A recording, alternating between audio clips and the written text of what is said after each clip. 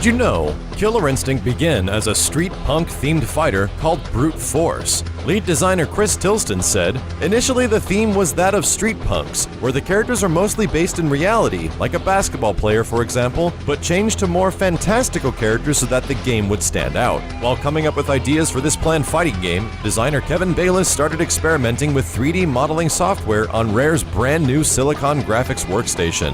In 1993, Rare showed Nintendo a tech demo of a boxing game with 3D pre-rendered graphics, and pitched the idea to create a new Donkey Kong game using the same technology. Nintendo was so impressed that they asked to see what else Rare was working on with the 3D style. Rare then showed off some character designs that Bayless had been modeling, and as a result, Nintendo gave Rare the support they needed to develop Killer Instinct. One of the designs was a robotic ninja with a ponytail that was later developed into Fulgore, the character TJ Combo developed out of the boxing game prototype, which was also modeled by Bayless. Some of the character designs, specifically Glacius and Cinder, were created after Rare started experimenting with shading and creative effects in the modeling software. It's also rumored that the special effects seen in Terminator 2 Judgment Day and of course the T-1000 were a direct inspiration for the Glacius and Cinder distinct visuals. If true, this would be an amazing coincidence, as actor who played the T-1000, Robert Patrick, starred in 1987's Behind Enemy Lines, which was originally titled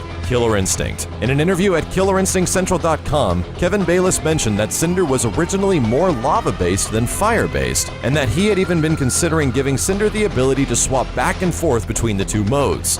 Orchid went through drastic changes during development as well. She originally had a red outfit and blonde hair, and went by the names Roxy Rave and then Wanda. Riptor was named Toxin at one point, Spinal was called Argo, and TJ Combo was formerly named Mr. Fist. Cinder went through the most changes, with the names Meltdown, Magma, Heat Shade, and Pyrotech.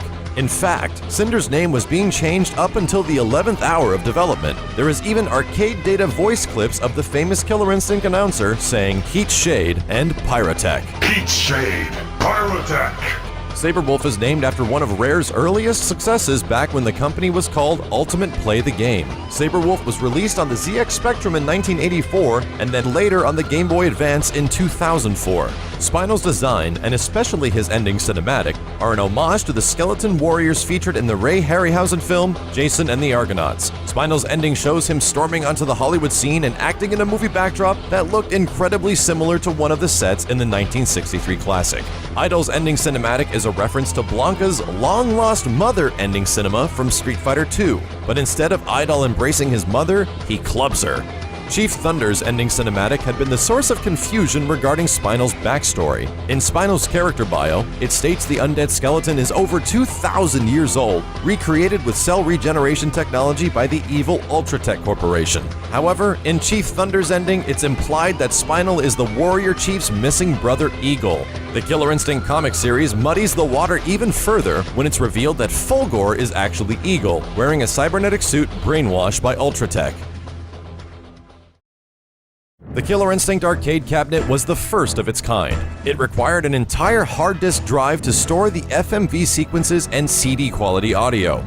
Killer Instinct was promoted as if it ran on Nintendo's Ultra 64 hardware. However, this was simply a marketing ploy. In reality, the Killer Instinct arcade boards were custom-made and co-designed by Rare and Midway. Animations in the original arcade version were produced using an early motion capture system. The archaic motion capture suit was apparently quite temperamental. Lead designer Chris Tilston stated they didn't even have the final hardware and that the technology of the suit was still being worked on. When it came to time of capture for Orchid's animations, designer Kevin Bayless told Retro Gamer, Louise Stamper got suited up for some of the Orchid animations so that she could walk like a lady for the cutscenes. I even remember attempting to walk like a woman wearing high heels in the suit, but it looked a little dodgy to say the least. Rare didn't have high hopes for the success of Killer Instinct, especially after the failure a few years earlier of their previous arcade game, Battletoads. But the cutting-edge graphics, unique fighting engine, and outlandish cast made Killer Instinct a massive hit. According to designer Chris Tilston, weekly arcade reports revealed exactly how commercially successful the game was becoming. Although the Killer Instinct arcade machine was highly expensive for its time, some arcades would take over $1,000 a week in a single cabinet. It wasn't long before the machines had even paid for themselves. The fighting game crowd embraced the new game wholeheartedly,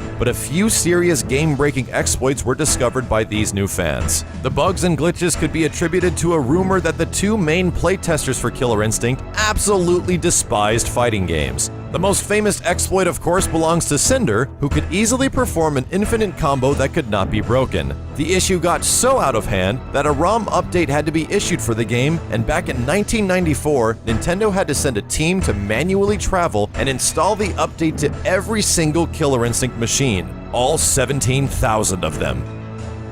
That's all for today, but don't forget to subscribe to Did You Know Gaming and follow Did You Know Gaming on Facebook and Twitter. Make sure you also check out didyouknowgaming.com, and if you liked the video, check out some of the other videos. And if you're looking for fighting game updates or a huge variety of Killer Instinct coverage, come check out my channel at youtube.com/miles923 for daily fighting game videos.